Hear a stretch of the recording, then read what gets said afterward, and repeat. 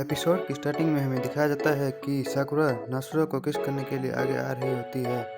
फिर नासुरो देखता है कि वहाँ पर प्रेजेंट होती है। फिर हमें अगला सीन दिखाया जाता है जिससे हमें पता लगता है कि वो सब एक सपना था। फिर नासुरो उठकर बैठ जाता है तो उसकी डॉल कहती है कि अच्छा तुम्हें बहुत अच्छा सपना आया है। तो नासुरो कहता है ऐसा बिल्कुल नहीं है। फिर हमें अगला सीन का दिखाया जाता है। नासुरो कहता है कि उसे कड़ी की स्मेल आ रही है। फिर वो खिड़की के पास जाकर बाहर देखता है और कहता है कि ये बाहर से तो नहीं आ रही। तभी कोई डोर नॉक करता है तो नासुरो घबराते हुए पीछे की तरफ देखता है तो वहाँ पर वही लड़की होती है जिसे हमने लास्ट एपिसोड में देखा था और वो नासुरो के लिए कड़ी बनाकर लाई होती है। तो नासुरो मिकटो का नाम जोर से लेता है और कहता है कि वो यहाँ कब आई। तो मिकटो नासुरो के पास आ जाती है तो नासुरो से पूछता है कि वो घर के अंदर कैसे आ गई। तो मिकटो से बताती है कि आर्कियोलॉजिकल वर्क में लॉक खोलना तो आम बात होती है। फिर नासुरो अपनी शर्ट उसे पहनने को देता है। फिर हमें अगला सीन दिखाया जाता है जहाँ पर वो दोनों स्कूल जाने के लिए बस का इंतजार कर रहे होते हैं और वहाँ पर वो एक दूसरे से बातें कर रहे होते हैं। अग्नि भी उनको देख रही होती है। तभी मिकटो उसे देख लेती है और नासुरो को उसके बारे में बताती है। फिर हमें दिखाया जाता है कि अग्नि उनकी तरफ आ रही होती है तो नासुरो अग्नि को हाय कहता है। तो मिकटो अग्नि का नाम सुनकर कहती है कि तुम अग्नि हो। तो नासुरो इसके बारे में पूछता है तो मिकटो से बताती है कि अग्नि उसके घर के पास में ही रहती थी। अग्नि उनसे उनके बारे में पूछती है तो मिकटो से बताती है कि वो दोनों बचपन के दोस्त हैं। जो सुनकर अग्नि शॉक हो जाती है। फिर मिकटो से बताती है कि वो दोनों एक साथ ही ब्रेकफास्ट करके आ रहे हैं। जो सुनकर अग्नि को और ज़्यादा शौक लगता है और उसकी आत्मा उसके शरीर से निकल जाती है। फिर हमें अगला सीन दिखाया जाता है जहाँ पर अग्नि कहती है कि उसकी तबीयत ठीक नहीं है और वहाँ से चली जाती है। तो मिकोटो नासुरो से पूछती है कि अग्नि तुम्हारी गर्लफ्रेंड है। तो नासुरो उससे मना कर देता है। फिर मिकोटो नासुरो से गर्ल सेक्शन की नासुरो सीनस के बारे में पूछती है और उसे एक न्यूज़पेपर दिखाती है जिसमें लिखा होता है कि वो दोनों एक दूसरे से प्यार करते हैं। नासुरो कहता है कि ये स्टूपिड न्यूज़पेपर और कहता है कि वो सब बस एक रूमर है। तो मिकोटो उसे घूरने लगती है और उससे साकुरा के बारे में पूछती है और कहती है कि तुम अभी भी उसे पसंद करते हो ना। नासुरो उससे कहता है कि तुम मुझे परेशान करना बंद करोगी। फिर मिकोटो उसके सर पे हाथ रखती है तभी उसका ब्रेसलेट भी चमकने लगता है और वो उसे छुपाते हुए वहाँ से चला जाता है। और मिकोटो उसे देख रही होती है और कहती है कि उसको कुछ बताना था।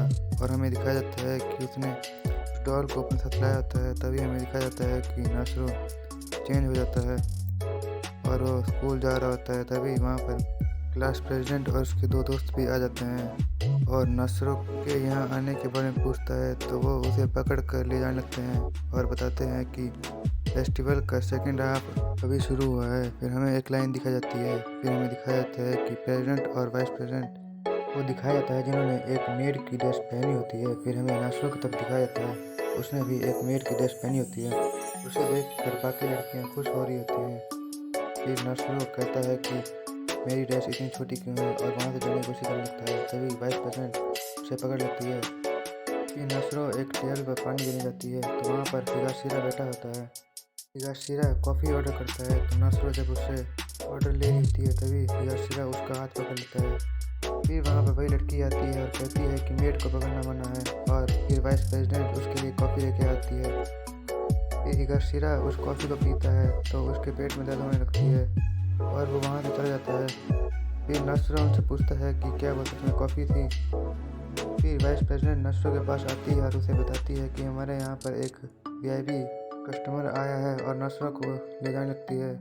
फिर नासुरो उसे ग्रीड करता है तो वो देखता है कि वो प्रेसिडेंट होती है तो उसे देखकर वो हैरान हो जाता है।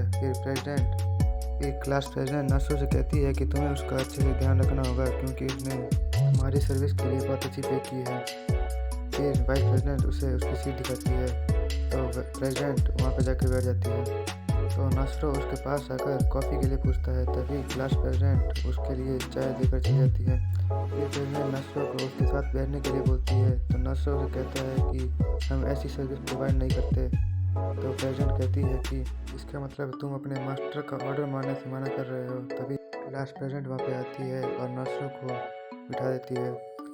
फिर प्रेसिडेंट कहती है कि तुम एक मेड की तरह नहीं लगती। तो नासुरो कहता है क्योंकि मैं एक मेड नहीं हूँ।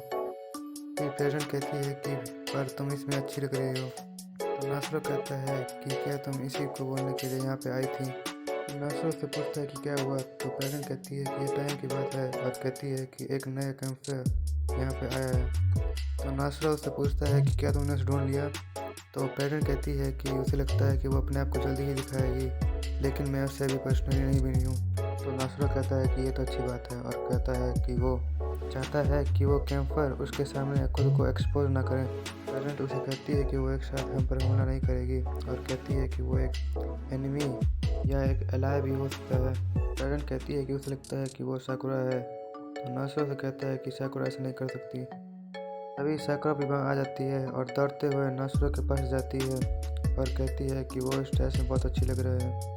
फिर हमें उनके कैफ़े के बाहर लाइन दिखाई जाती है। फिर सीन उनकी तरफ शिफ्ट होता है, जहाँ नासरो साकुरा के लिए चाय डालता है और साकुरा चाय पीती है। चाय पीते पीते साकुरा फिर से नासरो की ड्रेस की तारीफ करने लगती है। तभी प्रेजेंट कहती है कि दूसरी ड्रेसेस भी उसको अच्छी लगेंगी और वो उसके बारे में बात करने लगते हैं।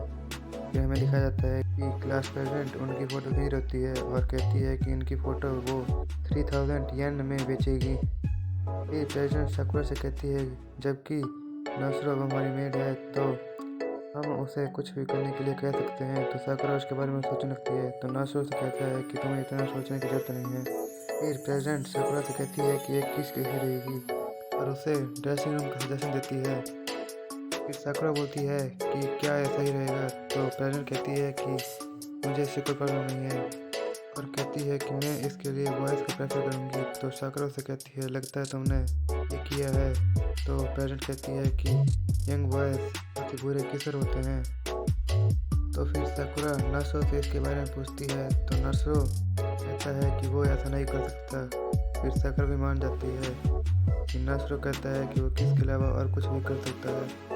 तो साकुरा नासरो से कहती है कि वो पूरा दिन नासरो के साथ एक डेट बनाना चाहती है। फिर हमें दिखाया जाता है कि वो दोनों फेस्टिवल में इधर घूम रहे होते हैं और एंजॉय कर रहे होते हैं। फिर एक सीन दिखाया जाता है जहाँ पर वो दोनों आइसक्रीम खा रहे होते हैं और नासरो के चेहरे पर आइसक्रीम लगी होती है। तो साकुरा उसे साफ कर देती है। तो नासरो उसे उसके लिए थैंक्स कहता है और साकुरा नासरो को वहीं पर रुकने के लिए कहकर अपने दोस्त के पास मिलने आती है। फिर हमें एक सीन दिखाया जाता है जहाँ पे हमें एक लड़की को दिखाया जाता है। ये सीन वापस उनकी तरफ शिफ्ट होता है और साकुरा कहती है कि उसके दोस्त ने बताया है कि उनका हॉन्टेड हाउस अभी खाली है। तो वो दोनों अंदर चले जाते हैं। उसी दौरान साकुरा नासरो का हाथ पकड़ लेती है और रोते हुए से कहती है कि उसे डर लग रहा है। तो नासरो से कहता है कि वो उसे वहाँ पर अकेला छोड़ नहीं जाएगा। तभी उस एक अटैक होता है। तभी उसे प्रेजेंट की बात याद आती है और वो मन में कहता है कि क्या यह एक ट्रैप है। फिर हमें आगे दिखाया जाता है जहाँ पर साकुरा किसी चीज़ से डर जाती है और पीछे नासरो के ऊपर अटैक हो रहे होते हैं और वो उन्हें डॉज कर रहा होता है। तभी नासरो एक अटैक को पकड़कर उसके तरफ फेंक देता है। तो हमें वो एनिमी दिखाया जाता है। फिर हमें देखते हैं कि उसके हाथ में एक रेड ब्रेसलेट होता है। फिर नासरो उसे रोकने के लिए उसके पीछे भागने लगता है। फिर हम साकुरा को देखते हैं जो अभी वहीं पे होती है और वो देखती है कि नासरो वहाँ चला गया है। तो वो अपने दोस्तों को थैंक्स बोलकर वहाँ से जाने लगती है। फिर हमें दिखाया जाता है कि नासरो अभी भी उसका पीछा कर रहा होता है और वो भागते भागते ऊपर जा रहे होते हैं। फिर वो लड़की खिड़की से बाहर छलांग मार देती है। तो नासरो दूसरे रास्ते से वहाँ पे आ जाता है और देखता है कि वो लड़की वहीं पे होती है और वो लड़की कहती है कि मुझे मेरी लक पर यकीन नहीं हो रहा कि तुम एक कैंपा हो, और उससे लड़ने के लिए आगे बढ़ती है। तो नासरो से कहता है कि वो उससे लड़ना नहीं चाहता, पर वो उसकी बात नहीं मानती है और उस पर हमला करने लगती है। तो नासरो भी उसके हमलों को डॉज करने लगता है और उसे समझाने की कोशिश करता है, लेकिन वो उसकी बात नहीं सुनती और उसके ऊपर हमला करती रहती है। तो वो लड़की कहने लगती है कि वो पूरी दुनिया में घूमी है और उसे कोई हरा नहीं सकता। तो उससे नासरो को पता चल जाता है कि वो निकटो है, पर वो उसे कुछ बोल नहीं पाता क्योंकि वो कंटिन्यूसली उस पर हमला किए जा रही होती है। तभी उसके पीछे एक पेड़ आ जाता है और निकटो उसे ट्रैप कर लेती है और उस पर हमला करती है। लेकिन हमें दिखाया जाता है कि वहाँ पर नासरो नहीं होता और हमें दिखाया जाता है कि अकने ने नासरो को बचा लिया होता है और वो दोनों फिर लड़ने लगते हैं। वो दोनों सामने से एक दूसरे पर अटैक करते हैं, लेकिन मिकटो अकने पर एक स्क्रैच लगा देती है। अकने उस पर शूट करने लगती है तो मिकटो भी उसे डॉज करने लगती है। फिर नासरो उनके ऊपर एक फायरबॉल फेंकता है। फिर मिकटो को फाइट रोकने के लिए कहता है। तो मिकटो से कहती है कि तुम्हें मेरा नाम कैसे पता। फिर हमें एक खंजर को दिखाया जाता है जो मिकाटो को पकड़ लेता है और फिर हमें दिखाया जाता है कि वो प्रेजेंट होती है। तो प्रेजेंट नासुरो और आकने को ट्रांसफॉर्म होने के लिए कहती है।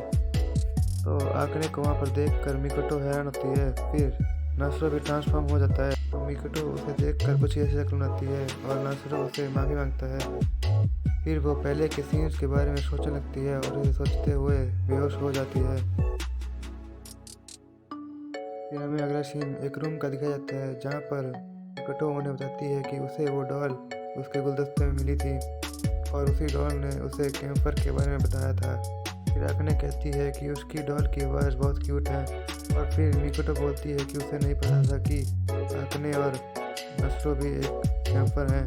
फिर मिकाटो नासुरो से उसकी हरकतों के बारे में पूछता है तो नासुरो वो सुनकर हताश हो जाता है। फिर प्रेसिडेंट नासुरो को बताती है कि साकुरा उसे ढूंढ रही थी।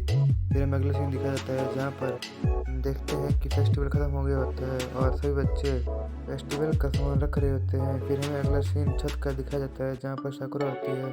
फिर वहाँ पर नासुरो भी आ जाता है और नासुरो साकुरा से आज के लिए माफ़ी मांगता है। तो साकुरा वहाँ पर रो रही होती है और कहती है कि मैं वहाँ पर डरी हुई और अकेली थी, तुमने अपना प्रॉमिस भी तोड़ा कि तुम मेरा हाथ नहीं छोड़ोगे। तो नासुरो उससे माफ़ी मांगता है और कहता है कि इस बार वो वही करेगा जो उसे पसंद होगा।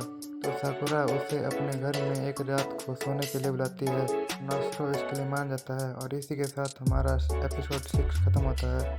अगर आपको एक्सप्लेनेशन अच्छी लगी हो तो सब्सक्राइब कीजिए, लाइक कीजिए और आप मुझे डिस्कॉर्ड में भी फॉलो कर सकते हैं। डिस्कॉर्ड का लिंक आपको डिस्क्रिप्शन में मिल जाएगा, तो चेक ज़रूर करना। फिर मिलेंगे अगली वीडियो पे, तब तक के लिए बाय बाय।